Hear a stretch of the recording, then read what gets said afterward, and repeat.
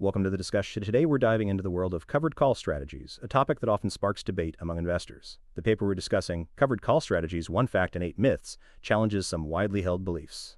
Indeed. Many investors approach covered calls with misconceptions, leading to potentially suboptimal investment decisions. One of the key takeaways is that covered calls aren't simply about generating income, are they? Exactly. The core of the strategy lies in its dual exposure, long equity, and short volatility. It's a nuanced approach that requires a clear understanding of both components. So it's not just about collecting premiums? Not at all. The premium is a component, but the real return drivers are the equity risk premium and the volatility risk premium. Let's start with the fundamental fact. Covered calls provide long equity and short volatility exposure. Can you elaborate on that? A covered call combines a long position in an underlying security with a short position in a call option on that same security. The long stock position gives you exposure to the equity market's potential upside, while the short call option provides short volatility exposure. Essentially, you're betting that the volatility of the underlying asset will be lower than what the market is currently pricing in. So the short call option acts as a hedge against volatility, but it also caps your potential upside, right? Precisely. You limit your potential gains to the strike price of the call option in exchange for the premium received.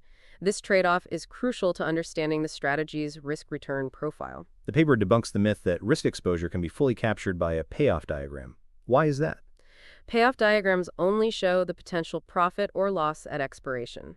They don't account for the mark-to-market fluctuations in the option's price before expiration. The actual risk profile is far more dynamic and complex.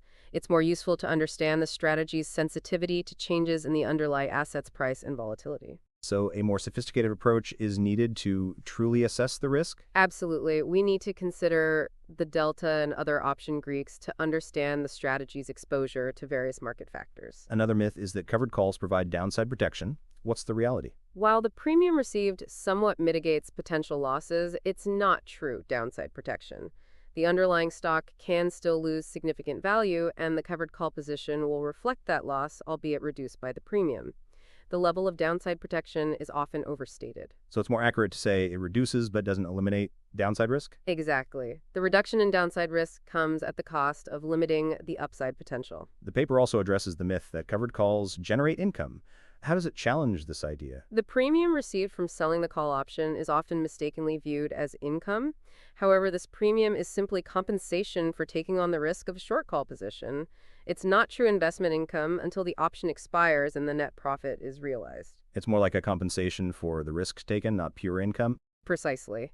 Similar to issuing a zero-coupon bond, you receive upfront cash flow but also take on a future liability. The next myth is that covered calls on high volatility stocks or shorter dated options provide higher yields. Is this true? While it's true that these options command higher premiums, this doesn't automatically translate to higher net returns. The higher premium reflects the increased risk associated with higher volatility and shorter time horizons.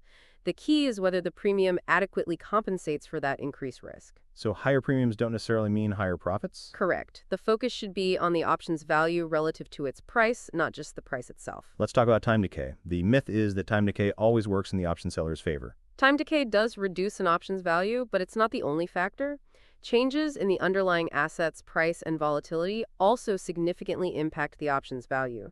Time decay only benefits the seller if the option was initially overpriced relative to its intrinsic value. So it's not a guaranteed profit from time decay? No, it's a complex interplay of factors. The paper challenges the notion that covered calls are only suitable for neutral to moderately bullish views. A covered call strategy involves a view on both the direction of the underlying asset and its volatility. You can adjust your equity exposure to maintain your desired market outlook while expressing a view on volatility. So you can use covered calls even if you're bearish on volatility? Absolutely. It's about aligning your strategy with your overall market outlook and your view on volatility. Another myth is that covered calls pay you for doing what you were going to do anyway. This myth conflates a plan to sell a stock at a certain price with a contractual obligation to do so. Selling a covered call creates a contractual obligation regardless of your initial plan. The market price at the time of sale is what matters, not the price you initially hoped for. So it's not just about getting paid for a pre-existing plan? No, it introduces a contractual obligation that adds complexity and risk. Finally, the myth that covered calls allow you to buy a stock at a discounted price. This myth often arises in the context of selling naked puts, which is effectively equivalent to a covered call. The idea is that if the put is exercised, you buy the stock at a discount. However, this ignores the fact that you're buying the stock at a potentially unfavorable price, especially if the stock price has declined significantly. So it's not a guaranteed discount, but rather a potential obligation to buy at a potentially unfavorable price? Precisely. The initial stock price is irrelevant. What matters is the price at the time of the potential purchase. The paper emphasizes the importance of understanding the equity risk premium and the volatility risk premium in covered call strategies. How should investors approach portfolio construction considering these premiums? Investors should explicitly target exposure to these two risk premiums based on their portfolio objectives.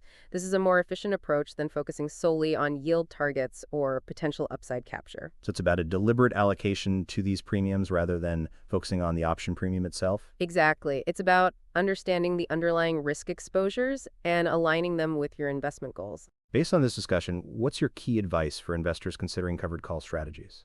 Understand the dual exposure to long equity and short volatility. Don't be misled by myths about income generation or downside protection. Focus on the risk premiums, not just the option premium. And use sophisticated risk management techniques to assess the true risk profile. So it's about informed decision making based on a thorough understanding of the strategy's complexities? Absolutely. It's not a simple strategy. It requires careful consideration of the underlying risks and rewards. So it's a great discussion. Thank you for sharing your expertise and clarifying these important points.